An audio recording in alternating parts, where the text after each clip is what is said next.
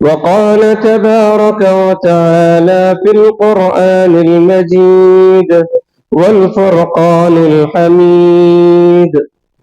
اليوم أكملت لكم دينكم وأتممت عليكم نعمتي ورضيت لكم الإسلام دينا۔ تمام قسم کی تعریف، حمد و ثنا، کبریائی و بڑائی سب اللہ رب العالمین کے لیے لائق و زیبا ہے، جس اللہ تبارک و تعالیٰ کی ذات نے اس کائنات کو وسیع و عریض بنایا اور اس میں بے شمار و انگنت مخلوقات پیدا فرمائے،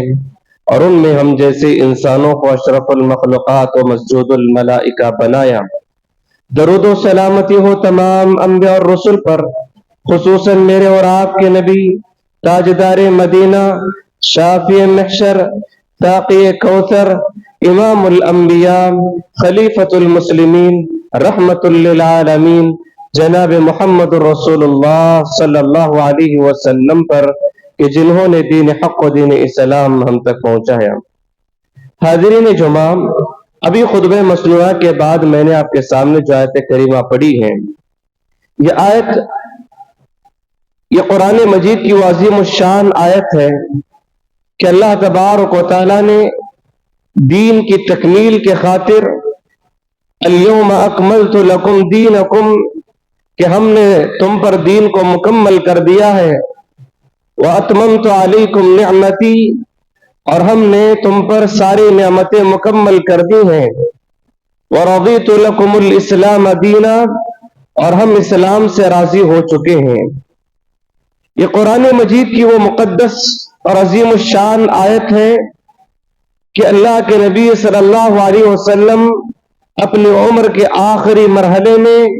یا آخری سال جب حج کر رہے تھے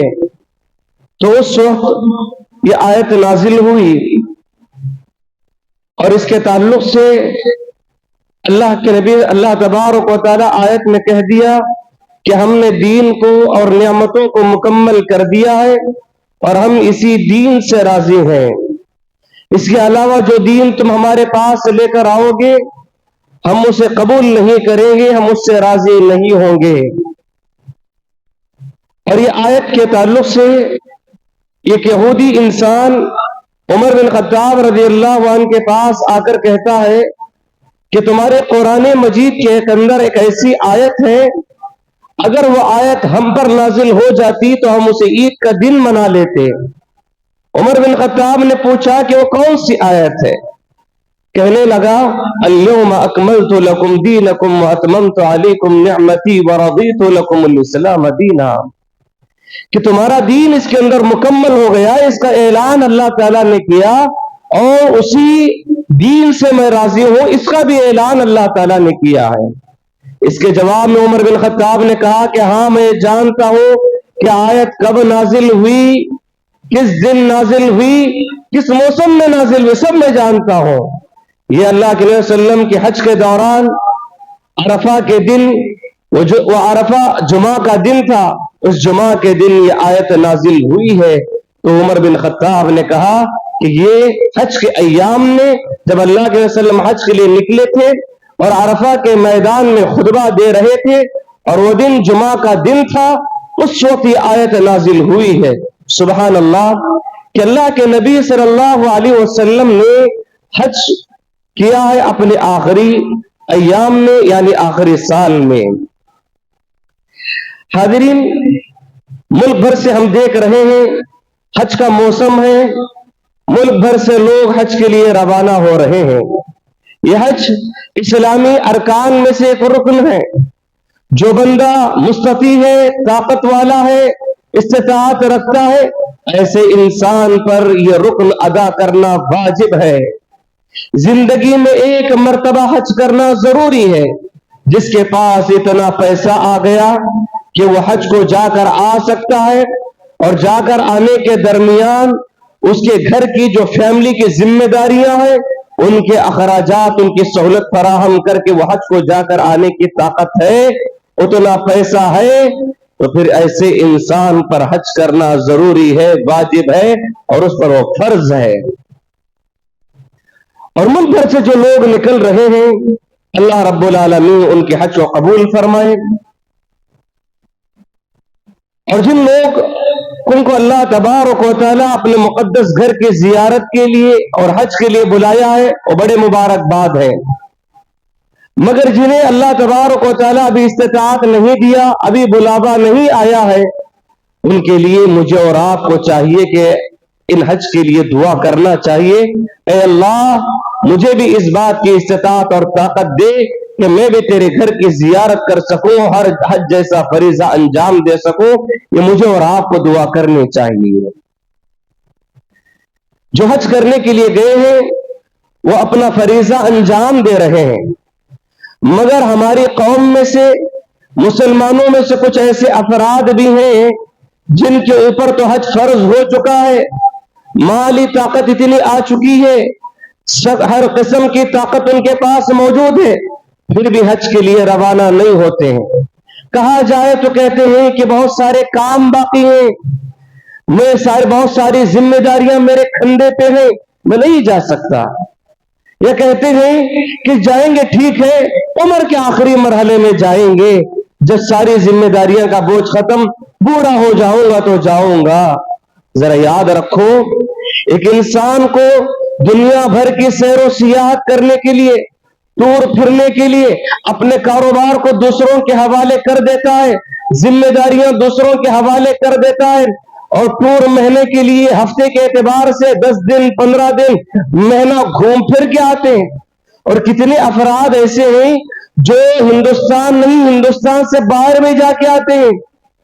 کیا کہتے ہیں، میں پوری دنیا پھر چکا ہوں، میں پوری دنیا جانتا ہوں، میں ہر جگہ سفر کر کے آیا ہوں، میں وہاں ٹور کو گئے تھے 1 مہینہ ٹور گزارے،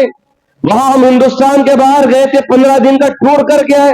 ارے انسان کو ہندوستان سے باہر جا کر ٹور کرنا معلوم ہے، اور اس کے یہاں پر کی ذمہ داریاں دوسروں کے حوالے کر کے جا کر آنا معلوم ہے،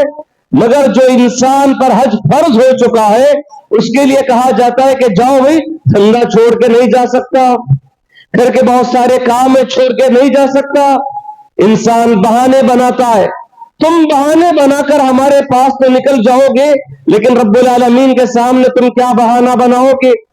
وہاں تم رب کے سامنے کس لنگڑے بہانے کے ساتھ آؤ گے؟ کیا اللہ تعالیٰ تمہارے عذر کو قبول کرے گا؟ نہیں کرے گا۔ جب تم اللہ کو دھوکہ نہیں دے سکتے، اللہ کو تم لنگڑے بہانے سنا نہیں سکتے، پھر تم کس بات سے دنیا میں اعراض کر رہے ہو؟ لہذا حج کرو، اور جنہیں استطاعت آنے کے باوجود بھی حج کرنے کی توفیق نہیں ہو رہی ہے یا حج کرنے کا ارادہ نہیں ہو رہا ہے، وہ اللہ سے توفیق مانگے کہ اے اللہ میرے دل کو تیرے حج کی طرف روانہ کرنے کا ایک آرزومند بنا دے، میرے دل کو تیرے کعبۃ اللہ کے دیدار کرنے کی توفیق دلا دے، جو مجھے طاقت دی ہے اس کے اوپر میرے پر حج فرض ہو چکا ہے، اس پر ادا کرنے کی طاقت دے دے۔ یہ دعا کرنا چاہیے۔ آج جانتے ہیں جو حج کرنے کے لیے گئے ہیں اور حج کر کے آئیں گے، ان کے لیے پیارے اللہ تبارک و تعالیٰ اور پیارے نبی صلی اللہ علیہ وسلم نے احادیث کی روشنی میں کتنی بڑی فضیلتیں بیان کی ہیں۔ چند فضیلتیں میں آپ کے سامنے رکھنا مناسب سمجھتا ہوں۔ سب سے پہلی چیز یہ ہے کہ اللہ تبارک و تعالیٰ حج کی فضیلت کے لیے بات کافی ہے کہ قرآن مجید میں اللہ تعالیٰ نے یہ کہہ دیا کہ حج اسلامی رکن ہے، یہ اسلام کے ارکان میں سے ایک رکن ہے۔ وَلِلَّهِ عَلَى النَّاسِ حِجُّ الْبَيْتِ مَنِ اسْتَطَاعَ إِلَيْهِ سَبِيلًا،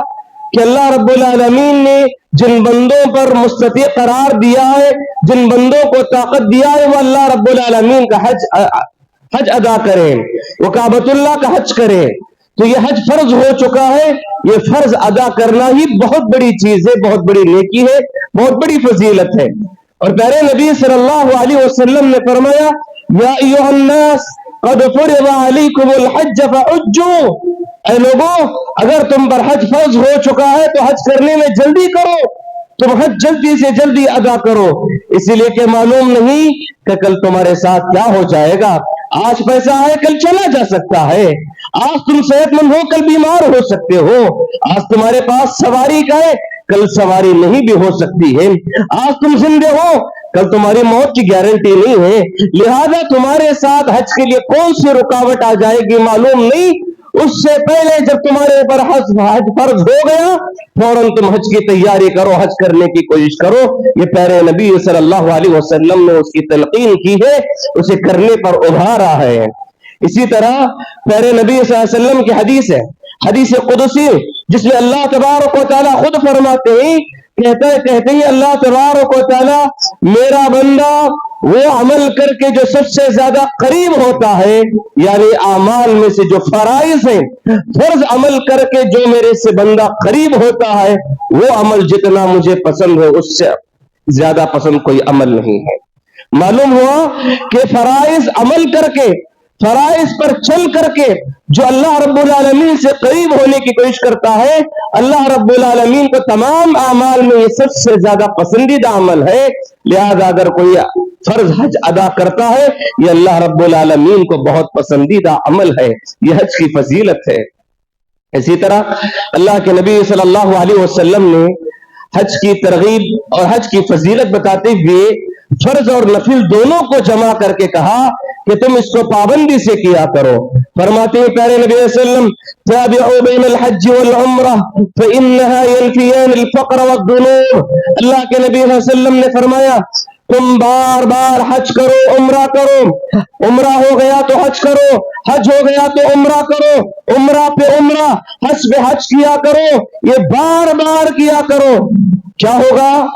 اس کی وجہ سے، اس حج و عمرہ کرنے کی وجہ سے تمہارے دو بڑے فائدے ہوں گے۔ سب سے پہلی چیز یہ ہے کہ اللہ تبارک و تعالیٰ تمہاری زندگی سے فقر و فاقے کو ختم کر دے گا، تمہاری زندگی میں غربت نہیں آئے گی۔ لگتا ہے ایسا ہے عمرہ کو جانا ہے پیسہ لگے گا، حج کو جانا ہے تو پیسہ لگے گا، پیسہ تو لگتا ہے لیکن تمہاری زندگی میں کبھی غربت نہیں آئے گی، کبھی فقیری نہیں آئے گی۔ اللہ تبارک و تعالیٰ تمہیں غریبی سے، محتاجی سے، فقیری پن سے بچا لے گا۔ اللہ تبارک و تعالیٰ تمہاری بچی ہوئی زندگی میں برکت ہی برکت عطا فرمائے گا۔ اور دوسری چیز، گناہوں سے اللہ تبارک و تعالیٰ تمہیں پاک کر دے گا۔ پیارے نبی علیہ وسلم مثال دے کر فرماتے ہیں جس طرح بھٹی میں، جس طرح آگ میں لوہے پر زنگ لگا ہوا ہو، یا سونا پگھلایا جائے، یا لوہا پگھلایا جائے، یا چاندی پگھلائی جائے، سونا چاندی لوہا جب بھٹی میں پگھلتے ہیں تو سارے ویسٹیج ختم ہو جاتے ہیں اور وہ جل کر پگھل کر وہ خالص سونا تمہارے سامنے آتا ہے،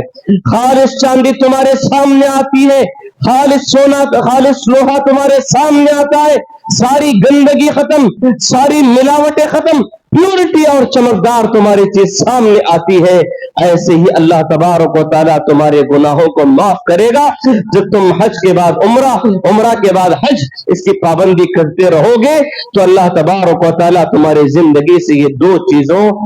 کا فائدہ عطا کرے گا کہ تم کبھی زندگی میں فقر و فاقہ نہیں دیکھو گے، زندگی میں اللہ تبارک و تعالیٰ تمہارے گناہوں کو معاف کر دے گا۔ اس کے بعد ایک تیسری حدیث میں پیارے نبی صلی اللہ علیہ وسلم حج کی فضیلت بتاتے ہوئے فرماتے ہیں من حج للہ فلم يرفث ولم يفسق رجع كيوم ولدته امه۔ اللہ کے نبی صلی اللہ علیہ وسلم فرماتے ہیں اگر کوئی حج کو جا کر آتا ہے، حج جیسا فریضہ انجام دیتا ہے تو اللہ تبارک و تعالیٰ اس کے حج کرنے کی وجہ سے ایسے گناہوں سے پاک کر دیتا ہے جیسا کہ وہ ابھی ماں کے پیٹ سے پیدا ہو کے آیا ہے۔ جس طرح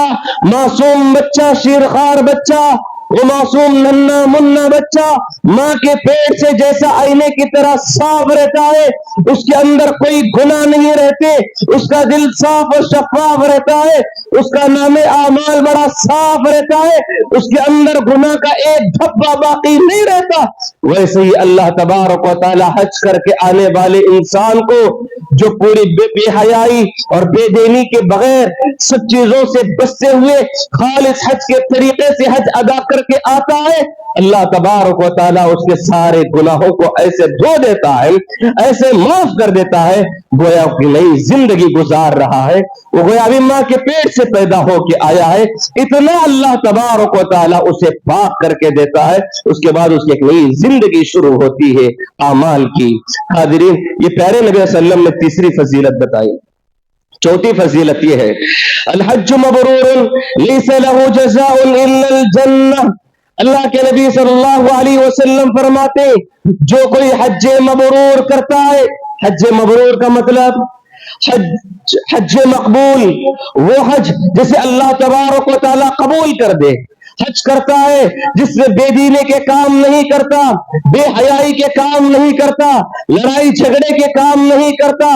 خالص و کتاب و سنت کی روشنی میں حج کر کے آتا ہے اور اسے حج مبرور کہتے ہیں. پیارے نبی نے فرمایا جو حج مبرور کر کے آئے اس کے لیے کوئی اجر نہیں ہے سوائے جنت کے. جنت کے علاوہ اس کا کوئی اجر ہو ہی نہیں سکتا. اللہ تبارک و تعالی حج مبرور کرنے والوں کے لیے جنت لکھ دی ہے، جنت نصیب ہو جائے گی. اس کا بدلہ، اس کی نیکی، اس کی فضیلت یہ ہے کہ اس کے لیے جنت الفردوس نصیب ہوگی. یہ پیارے نبی صلی اللہ علیہ وسلم نے فرمایا ہے. دعا ہے اللہ تبارک و تعالی ہم تمام کو حج مبرور کرنے کی توفیق نصیب فرمائیں. اسی طرح حاضرین پانچویں حدیث، پانچویں فضیلت پیارے نبی صلی اللہ علیہ وسلم نے فرمایا. ابو ہریرہ رضی اللہ عنہ راوی ہیں، پیارے نبی سے پوچھا گیا اے اللہ کے نبی یا رسول اللہ ای الاعمال افضل، سب سے بہترین افضل عمل کون سا ہے؟ سب سے بہترین عمل کون سا ہے؟ سب سے افضل عمل کون سا ہے؟ تو اللہ کے نبی صلی اللہ علیہ وسلم نے فرمایا ایمان باللہ ورسولہ، اللہ اور اس کے رسول پر ایمان لانا یہ سب سے افضل عمل ہے. ایمان لانا اور اس پر عمل کرنا، ان کی اطاعت کرنا یہ سب سے بہترین عمل ہے، سب سے افضل عمل ہے. پھر کہا ثم ماذا، اے اللہ کے نبی پھر کون سا عمل ہے بہترین افضل عمل بتائیے. پیارے نبی صلی اللہ علیہ وسلم نے فرمایا وَالْجِهَادُ فِي سَبِيلِ اللَّهِ، اللہ رب العالمین کی راہ میں جہاد کرنا یہ سب سے افضل عمل ہے. دوسرے نمبر پہ بتائے. پھر پوچھا گیا ثم ماذا، پھر کون سا افضل عمل ہے اللہ کے نبی بتائیے. اللہ کے نبی نے فرمایا قال الحج المبرور، حج مبرور ادا کرنے والا یہ سب سے افضل عمل ہے. اللہ اکبر. اللہ کے نبی صلی اللہ علیہ وسلم نے افضل اعمال کون سے ہیں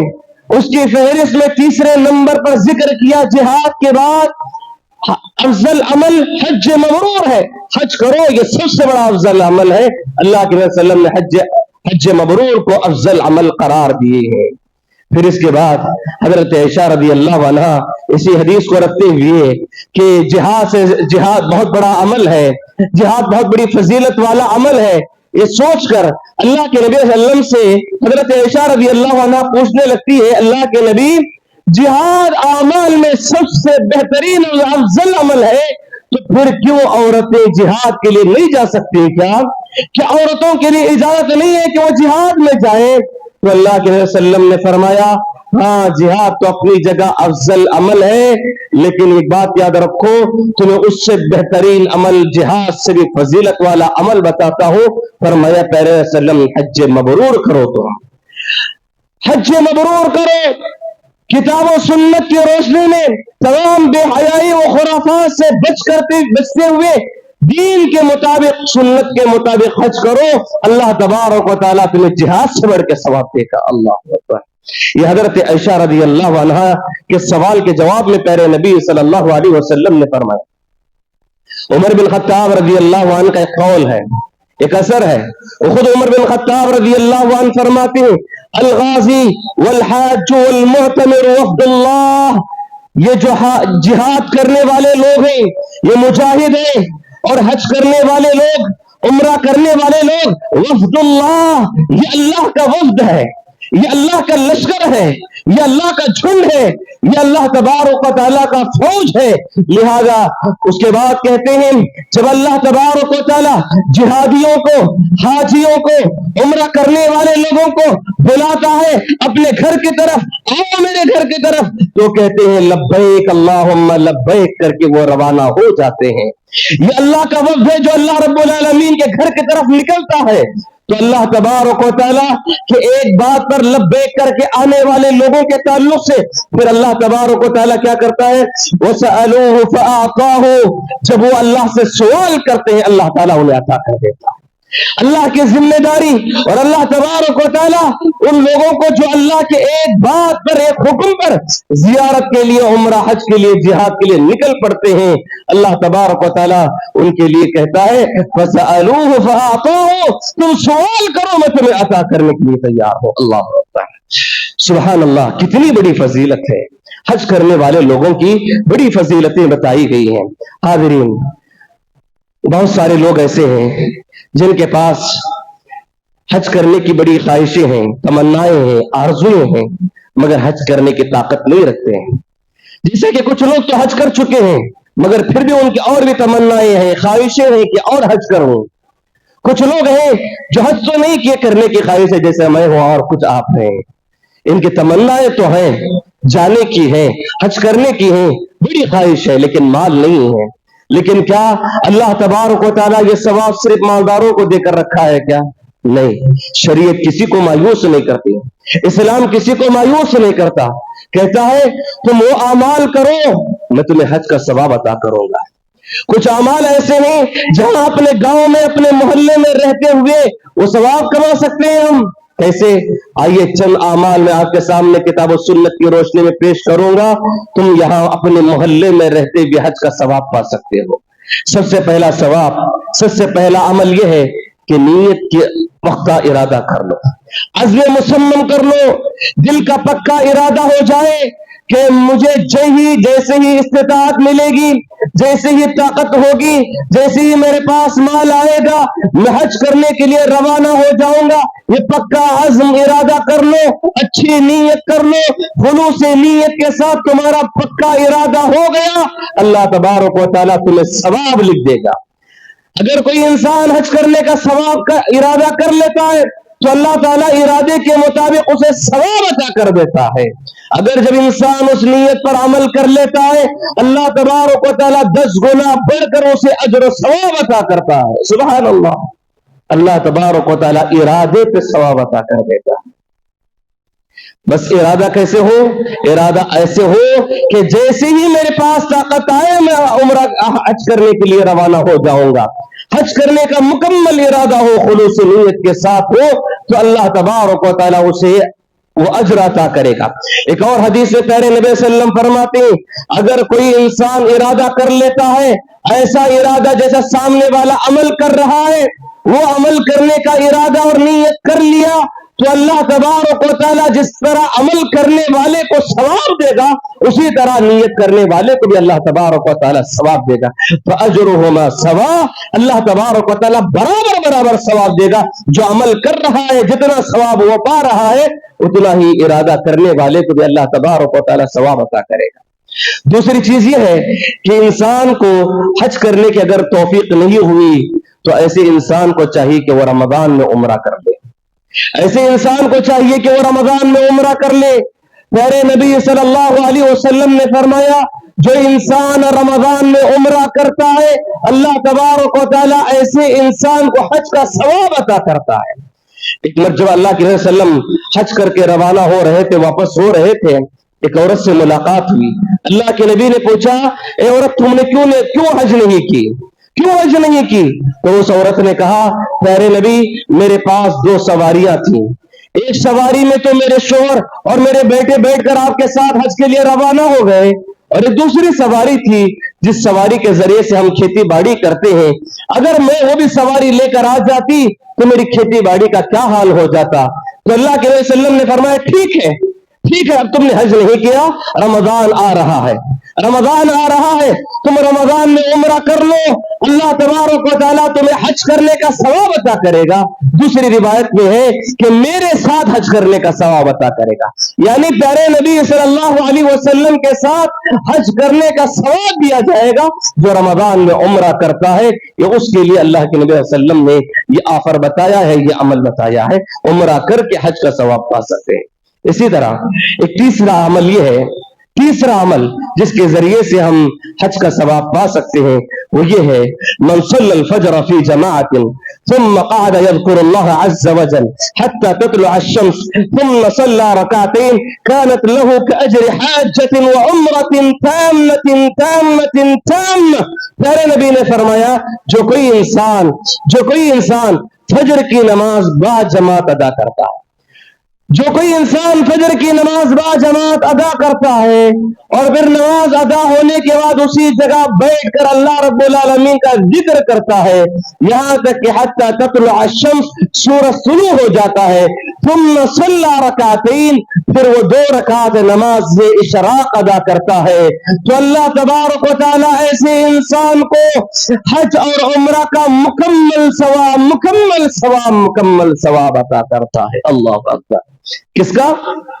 हज और उम्रा दोनों का सवाब मुकम्मल तौर पर अल्लाह तबारक व तआला अदा करता है। किसके लिए? फजर की नमाज पढ़ा जमात के साथ, फिर उसी जगह पर बैठा रहा, अल्लाह का जिक्र करता रहा। अब यहां पर अहले इल्म ने कहा, क्या जहां फजर की नमाज अदा की जिस जगह में, उसी जगह पे बैठ के जिक्र करेगा? बाज़ अहले इल्म ने कहा कि उसी जगह पे बैठ के जिक्र करता रहे यहां तक कि सूरज तुलू हो जाए, फिर उसके बाद 2 रकात इशराक अदा करता है, तो उसे हज उम्रा का सवाब मुकम्मल अता किया जाए। और बाज़ अहले इल्म ने कहा कि नमाज के बाद वो मस्जिद में ही कहीं बैठे भी रहता है तो कोई हरज की बात नहीं, मस्जिद में ही रहकर अल्लाह का जिक्र करता है, फिर सूरज तुलू होने के बाद इशराक की 2 रकात नमाज अदा करता है, तो उसे मुकम्मल हज और उम्रा का सवाब अता किया जाएगा। ये प्यारे नबी सल्लल्लाहु अलैहि वसल्लम ने 3 मरतबा इरशाद फरमाया। अब मसला ये है कि फजर की नमाज में बस खवातीन तो मस्जिद को आ नहीं सकती, वरना उनको तो इजाजत है, खवातीन मस्जिद में आकर नमाज अदा कर सकती है, फजर की नमाज भी हर दिन पढ़ सकती है 5 वक्त नमाज। अगर किसी जरूरत की बुनियाद पर वो फजर की नमाज तो मस्जिद में नहीं, घर में ही अदा करती है। अल्लाह के नबी ने ये बात भी इरशाद फरमाई, औरत के लिए मस्जिद से ज्यादा घर में नमाज अदा करे वो उसके लिए बेहतरीन अमल है। अगर कोई औरत मस्जिद घर में रहकर फजर की नमाज पढ़ती है, फजर के वक्त में वो अपने घर में फजर के वक्त में नमाज अदा करती है और उसी मुसल्ले पे बैठ के वहां जिक्र अस्कार करती रहती है और सूरज तुलू होने के बाद 2 रकात इशराक अदा करती है, अल्लाह तबारक व तआला उस औरत को भी हज और उम्रे का सवाब अता करेगा। अल्लाह अकबर। ये अल्लाह ताला न मर्दों को मायूस किया है न औरतों को मायूस किया है। हर औरत ये घर बैठे बैठे सवाब हासिल कर सकती है अगर कोशिश करे, फजर की नमाज के वक्त में उठे और उसको नमाज अदा करे। अगर घर में खवातीन मिलकर नमाज अदा करती हैं, फिर बैठकर जिक्र और अस्कार करके वो 2 रकात इशराक की पढ़ती हैं, तो अल्लाह तबारक व तआला मुकम्मल हज और उम्रे का सवाब अता करेगा। सुभान अल्लाह। ये तीसरा अमल रहा। चौथा अमल, अल्लाह के नबी सल्लल्लाहु अलैहि वसल्लम फरमाते हैं, जो कोई इंसान मस्जिद को आता है सीखने के लिए या सिखाने के लिए, दीन इल्म सीखने के लिए, शरीयत का इल्म सीखने के लिए, अल्लाह और उसके रसूल की बातों को सीख कर अमल करने के इरादे से मस्जिद को आता है, कोई सीखने के लिए, कोई सिखाने के लिए आता है, तो अल्लाह तबारक व तआला ऐसे इंसान को मुकम्मल हज का सवाब अता करेगा। अल्लाह। ये जो आप जुमा के लिए आए हैं, अगर आपके अंदर ये नीयत थी कि आज खुतबे जुमा में जो बात बताई जाएगी अल्लाह और उसके रसूल की बातें सुनूंगा और उस पर अमल करूंगा, इस नीयत से आप जुमा को आएंगे तो आपको हज का सवाब मिलेगा। बस इसलिए आए हैं, जुमा है, नहीं गया तो बाहर वाले बोलती शुक्रवारा हो गया ना मस्जिद के, तो शुक्रवारा यानी कि तो जुमा का दिन भी हो गया, अभी तक मस्जिद को नहीं गया। एक मुसलमान दूसरे मुसलमान को ताना देगा, गैर मुस्लिम भी कहेगा कि जुमा का दिन हो गया, मुसलमान अपने कारोबार में बैठा है, इबादत के लिए नहीं गया है, तो गैर मुस्लिम भी ताना देता है। इसलिए अगर आप आए हैं तो याद रखो वो सवाब नहीं मिलेगा। सीखने के इरादे से आप जुमा को आए हैं तब इंशाअल्लाह अल्लाह तबारक व तआला से उम्मीद है कि हज का सवाब दिया जाएगा। इसी तरह सुबह शाम के जो दुरूस होते हैं, तो सुबह शाम में दीनी बातें सिखाई जाती हैं। अगर आप ये सोच के आएंगे अब मैं जाऊंगा मस्जिद में, कोई एक हदीस सुनाएंगे, कोई एक आयत बताएंगे, वो सुनूंगा, सीखूंगा, अमल करूंगा, अल्लाह तबारक व तआला हज का सवाब अता करेगा। कोई प्रोग्राम हो रहा है, कोई नसीहत हो रही है, वो नमाज के साथ हो या नमाज के बगैर हो, जब कभी भी अगर नसीहतें हो रही हैं, दीन की बातें मस्जिद में हो रही हैं, अगर सीखने के लिए, सिखाने के लिए अगर आते हैं, तो अल्लाह तबारक व तआला उन्हें मुकम्मल हज का सवाब अता करेगा। ये प्यारे नबी सल्लल्लाहु अलैहि वसल्लम ने फरमाया। इसी तरह हाज़िरीन, अगर कोई इंसान, पांचवा अमल यह है, अगर कोई इंसान मस्जिद को नमाज के लिए आता है अपने घर से वुजू करके, اپنے گھر سے وضو کر کے مسجد کو آتا ہے اور بعد جماعت نماز ادا کرتا ہے تو اللہ تبارک و تعالیٰ ایسے انسان کو بھی مکمل حج کا ثواب عطا کرے گا. ایک حاجی کو جتنا ثواب ملتا ہے وہ سارا ثواب تمہیں ملے گا. اللہ. ایک روایت میں ہے کہ وضو کر کے پیدل چل کے آئے, ایک روایت میں ہے کہ وضو کر کے مسجد کو آئے اور با جماعت تکبیر اولا کے ساتھ نماز پڑھے. جب امام اللہ اکبر کہتا ہے تو اسی کے ساتھ جماعت میں شریک ہوتا ہے اور وہاں سے نماز مکمل ادا کرتا ہے تو اللہ تبارک و تعالیٰ اسے مکمل ایک حاجی کا ثواب عطا کرتا ہے. ذرا غور کرو, حاجی لاکھوں پیسے خرچ کر کے جاتا ہے اور وہاں جانے کے بعد اگر جو واجبات حج میں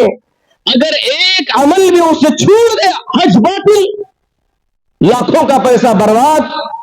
ایک عمل بھی واجبات میں سے, عرفہ نہیں ملا, مکمل حج چلا گیا اس کا. واجبات میں سے کوئی ایک طواف نہیں کر لیا, کسی جگہ پر قیام نہیں کیا, واجبات میں سے ایک واجب بھی چھوٹ گیا, مکمل حج اس کا باطل ہو جائے گا, اس کا پیسہ برباد ہو جائے گا, سب برباد ہو جائے گا. اللہ یہ کہ وہ دم دے دیں, وہ ایک جانور قربان کر دے, اس کا کفارہ ادا کر دے تو الگ مسئلہ ہے. لیکن وہ انسان نہ پیسے خرچ کیا, نہ واجبات کا ڈر, کچھ نہیں, یہاں بیٹھے بیٹھے اگر اپنے گھروں سے وضو کر کے مسجد کو آتے ہیں, با جماعت نماز ادا کرتے ہیں تو مکمل ایک حاجی کا ثواب تمہیں ملے گا. یہ پیارے نبی صلی اللہ علیہ وسلم نے بتایا ہے. اسی طرح حاضرین, ایک چھٹا عمل یہ ہے کہ پیارے نبی صلی اللہ علیہ وسلم کے پاس کچھ غریب صحابہ آئے اور آ کر کہنے لگے, اللہ کے نبی, ہمارے سے زیادہ مالدار صحابہ آگے نکل رہے ہیں ثواب میں. مالدار جو صحابہ ہیں, مالدار جو لوگ ہیں, وہ نیکیوں میں ہم سے بہت آگے بڑھ رہے ہیں. ہم نماز پڑھتے ہیں, وہ بھی نماز پڑھتے ہیں, ہم روزہ رکھتے ہیں, وہ بھی روزہ رکھتے ہیں, ہم جو کام کرتے ہیں وہ بھی کام کرتے ہیں, لیکن ان کے پاس پیسہ ہے, ان پیسوں کے ذریعے سے وہ صدقہ کرتے ہیں, وہ خیرات کرتے ہیں, غریب مسکین یتیموں کی مجبوری کو پورا کر دیتے ہیں, مہمانوں کی مہمان نوازی کرا لیتے ہیں, سب کچھ کرتے ہیں, حج کرتے ہیں, زکوٰۃ نکالتے ہیں. وہ عمل ہم نہیں کر سکتے اس لیے کہ ہمارے پاس پیسہ نہیں ہے. کیا کریں گے اللہ کے نبی؟ اللہ کے نبی صلی اللہ علیہ وسلم نے فرمایا, دیکھو ایک فارمولا بتاتا ہوں, تم اس پر عمل کر لو گے, جتنا مالدار پیسوں کے ذریعے ثواب کما رہا ہے وہ سارا ثواب تمہیں بھی ملے گا. صحابہ نے پوچھا کون سا ہے, بتا دیجئے. اللہ کے نبی نے فرمایا, اگر تم نماز کے فرض نماز کے بعد 33 مرتبہ سبحان اللہ,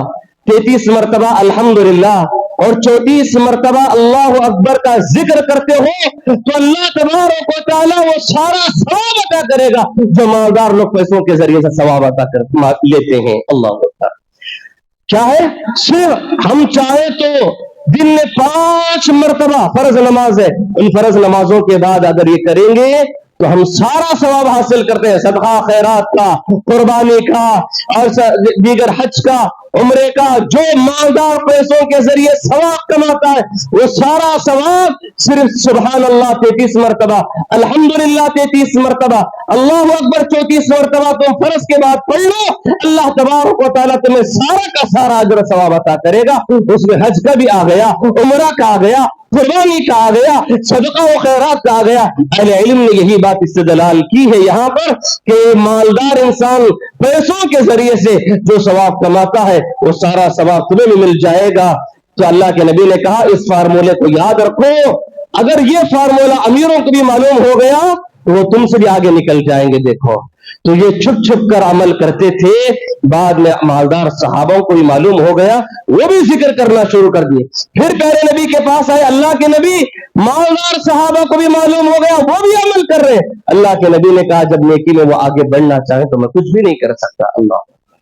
لیکن اتنی تو بات ہے, اگر یہ تسبیح فرض نماز کے بعد ادا کرو گے, آپ کو مالدار جو پیسوں کے ذریعے ثواب کماتا ہے وہ آپ کو ثواب میسر ہو جائے گا, ثواب حاصل ہو جائے گا. اب یہاں پر اختتام میں چند باتیں یہ بات بتانا چاہتا ہوں. یہ جتنے اعمال میں نے بتائے, یہ عمل کرو تو حج کا ثواب, یہ عمل کرو تو حج کا ثواب, آپ کو حج کا ثواب ملے گا, لیکن حج جو فرض ہے وہ ادا نہیں ہوگا. فرض حج ادا کرنے کے لیے آپ کو کعبۃ اللہ کو جانا پڑے گا اور وہاں پر حج کے ارکان ادا کرنا پڑے گا, تبھی حج ثابت ہوگا. فرض ساقط ہوگا، ورنہ اس سے پہلے فرض ادا نہیں ہوگا۔ ثواب تو پا سکتے ہیں، ثواب ہر دن آپ لوٹ سکتے ہیں، یہ آفر ہر دن آپ استعمال کر سکتے ہیں، لیکن جب فرض ہو جائے حج تو وہ حج ادا کرنے کے لیے، فرض حج ادا کرنے کے لیے آپ کو کعبۃ اللہ جانا پڑے گا اور وہاں ادا کرنا پڑے گا، تبھی جا کر آپ کا حج ساقط ہوگا، فرض ساقط ہوگا۔ لہذا اس بات کو یاد رکھیں۔ بہت سارے لوگ یہ سمجھتے ہیں جب مولوی صاحب بتائے ہیں یہ کچھ اعمال کرنے سے حج کا ثواب مل جائے گا، یہی عمل کر لیں گے ثواب مل گیا، اب حج کرنے کی ضرورت نہیں۔ یہ فکر غلط ہے، یہ سوچ غلط ہے۔ اسی طرح حاضرین بہت سارے احباب کو یہ حج کا جو ثواب ہے یہ اعمال کسی کو نہیں معلوم، بہت کم لوگ جانتے ہیں، لیکن اتنی جہالت ہے، اتنی بے دینی ہے کہ لوگوں کو خرافات معلوم ہے، بے دینی کی بات معلوم ہے، لیکن ان کو کتاب و سنت میں اللہ کے نبی صلی اللہ علیہ وسلم نے ہمارے لیے کیا سہولت دی ہے وہ نہیں معلوم ہے۔ حج یہاں پر کر سکتے ہیں، مسجد میں آ کر آپ نماز پڑھ لیے تو جماعت کے ساتھ تو حج کا ثواب ہے، اشراق کی نماز کا انتظار کر کے آپ پڑھ لیے تو حج کا ثواب ہے، بہت سارے ثواب آپ کے سامنے رکھا ہو، یہ عمل معلوم نہیں، لیکن لوگوں کے اندر یہ مشہور ہے، یہ عقیدہ رکھتے ہیں اجمیر کا سفر کرو حج کا ثواب مل جائے گا۔ کچھ لوگ کہتے ہیں 7 مرتبہ اگر اجمیر کا حج کرو گے، سفر کرو گے تو 1 مکمل حج کا ثواب دیا جائے گا۔ کون سی اجمیر کی درگاہ حدیث میں آ گئی؟ کون سا اجمیر کا مقام قرآن میں آ گیا؟ کس نبی نے کہا، کس صحابی نے کہا کہ اجمیر کا سفر کرو 7 مرتبہ حج کا ثواب مل جائے گا؟ کسی بابا کے پاس کسی درگاہ کا سفر کرو تو تمہیں عمرہ کا ثواب ملے گا، حج کا ثواب ملے گا۔ یہ سب واہیات باتیں ہیں، یہ سب بیکار باتیں ہیں، خرافات ہیں۔ خرافات ہمارے دماغوں میں جنم لے چکی ہیں۔ ایسا لگتا ہے ادا نہ کرو تو بہت بڑا گناہ ہو گیا، ادا کر دیے تو بہت بڑا دین کا کام کر لیے۔ جیسا کہ مثال کے طور پر شادی کے رسم و رواج ہیں، شادی اس وقت سمجھتے ہیں شادی اس وقت تک نہیں ہوگی جب تک ہلدی کا رسم نہیں ہوگا، جب تک پان کا رسم نہیں ہوگا، جب تک چڑیوں کا رسم نہیں ہوگا، جب تک جنبات کا کھانا نہیں کھائیں گے کھلائیں گے نہیں ہوگا، شادی ہو گئی تو کیک نہیں کاٹیں گے، اس وقت تک نکاح کی خوشی نہیں ہوگی۔ یہ سب غیر مسلموں کی روایتیں لائے ہیں اور یہ سمجھتے ہیں کہ یہ نہ کرے تو مسلمانوں میں ہماری عزت نہیں، معاشرے میں ہماری عزت نہیں۔ ایسے بہت سارے خرافات، عقیقہ نہیں کرتے، 7ویں دن عقیقہ نہیں کرتے، 6ٹھے دن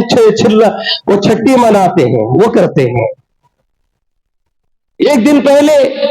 دعوتیں کرتے ہیں، لیکن عقیقہ کرنے کی ان کی نوبت نہیں ہے، طاقت نہیں۔ وہ سمجھتے ہیں کہ شادی میں کر لیں گے، نکاح کے کھانے میں عقیقے کی دعوت اڑا دیں گے، اور 7ویں دن کرنے کی ضرورت نہیں، چلا کریں گے، چھٹی کریں گے، سب کریں گے۔ خرافات کو دین بنا لیے ہیں اور دین کو معمول کھیل تماشا بنا لیے ہیں۔ غریبوں کا حج، فلاں آپ امیر لوگ آپ کے پاس طاقت نہیں ہے، فلاں آپ کعبۃ اللہ کو جا نہیں سکتے، وہ امیروں کا حج ہے، آپ غریب ہیں، آؤ فلاں کی درگاہ پہ، فلاں کی مزار پہ، فلاں جھنڈے پہ، فلاں بنڈے پہ تو حج طواف کر لو، یہاں پر ان کے پاس سفر کر کے آؤ، وہ حج کا ثواب مل جائے گا۔ یہ غریبوں کا حج ہے۔ پاکستان میں باقاعدہ طور پر ایک بدعتی حضراتوں نے ایک کعبۃ اللہ بنایا، مینا بنایا، سب کچھ حج کے ارکان ایک بڑی پلیس میں بنا لیے۔ لال بادشاہ خلندر کا ایک بڑا مقام تھا، وہاں پر پورے حج کی طرح بنا لیے اور بنا کر کہنے لگے غریب لوگ یہاں پر آؤ حج کر لو، تمہارا حج غریبوں کا ہو جائے گا، وہاں تو صرف امیر لوگ جانا ہے، غریبوں کے لیے تو ہم نے حج بنا لیا ہے۔ اللہ، یہ سب تماشے ہیں، دین کو کھلواڑ بنائے، دین کو مذاق بنا لیے ہیں۔ اسلام جو اصل ہے اس کی کوئی حقیقت نہیں ہمارے پاس۔ جو مخصوص اعمال میں نے آپ کو بتائے، اگر وہ دن میں عمل کر لیں گے تو ہر دن ایک دن کئی حج کا ثواب پا سکتے ہیں، لیکن ہمارے اندر اس کا شوق نہیں۔ بدعت، خرافات، ان تمام چیزوں کے بے دینی کو دین سمجھ کر ایسا عمل کرتے، اگر عمل نہ کرو تو معاشرے میں میری عزت نہیں۔ بعض حضرات ایسے ہیں فضول دعوتیں اڑاتے ہیں، بے دینی کے نام پہ دعوتیں کرتے ہیں اور کر کے کہتے ہیں کہ ہم کھلانے والے ہیں، بھائی اللہ پیسہ دیا ہم کھلا رہے ہیں، آپ بیچ میں کیوں ٹوک رہے ہیں؟ ارے کھلانا ہے تو اس جگہ پہ کھلا جہاں اسلام نے بتایا ہے۔ جہاں دین کہتا ہے وہاں کھلا، جس کو کھلانا ہے اس کو کھلا. اپنے پاس پیسہ لے کر دین کے غلط دلائل کو لے کر غلط انداز میں پیش کرنا، دین کو غلط رخ سے پیش کر کے اور اپنے آپ کو پیسے اڑانے اور لوگوں میں شہرت پانے، لوگوں میں بڑا مقام پانے کے لیے بہت سارے اعمال کرتے ہیں. وہ ثواب نہیں، جتنا پیسہ خرچ کرو گے اتنا گناہ ڈھونو گے تم اپنے کندھوں پہ. لہذا بہتر یہی ہے جو اللہ کے نبی صلی اللہ علیہ وسلم نے کتاب و سنت کی روشنی میں باتیں بتائی ہیں اس پر عمل کرو تو اللہ تبارک و تعالی ہر چیز پر ثواب عطا کرے گا. دعا ہے کہ اللہ تبارک و تعالی جن لوگوں کو حج کرنا میسر نہیں ہوا ہے، جن کے پاس طاقت نہیں ہے، میں رب العالمین سے میرے لیے اور آپ کے لیے میں یہی دعا کرتا ہوں کہ اللہ تبارک و تعالی ہم تمام کے اندر زندگی میں ایک مرتبہ استطاعت و طاقت ہو اور کعبۃ اللہ کی زیارت ہو، حج جیسا فریضہ ہمیں بھی انجام دینے کی توفیق نصیب فرمائے. اللہ تعالیٰ جسے حج و عمرہ کرنے کی توفیق دیا کیے ہیں اللہ ان کو بار بار کرنے کی توفیق عطا فرمائے. جب تک ہو سکے حالت صحت میں کرنے کے ہم سب کو توفیق نصیب فرمائے. بڑھاپے کی عمر میں ارکان ادا نہیں ہوتے اور وہاں جا کر بہت ساری غلطیاں ہوتی ہیں. اے اللہ بڑھاپے کی عمر سے بہتر اپنی نوجوانی کی صحت کی حالت میں ہم سب کو کرنے کی توفیق نصیب فرما. اللہ تبارک و تعالی جن لوگوں کو طاقت نہیں دیا ہے اگر یہاں رہ کر جو اعمال پیارے نبی نے بتائے ہیں ان عمل کو کر کے حج کا ثواب ملنے کی جو بات بتائی ہے اس پر عمل کر کے ہمیں حج و عمرہ کا ثواب حاصل کرنے کی توفیق نصیب فرما. جب تک جیے تو اسلام کی حالت میں کتاب و سنت کی روشنی میں جینے کی توفیق نصیب فرما اور جب ہمارا خاتمہ ہو تو اسلام کی حالت میں ہونے کی توفیق نصیب فرما. بارک اللہ لنا ولکم فی الآیات و ذکر الحکیم انہ تعالی جواد کریم و ملک رحیم.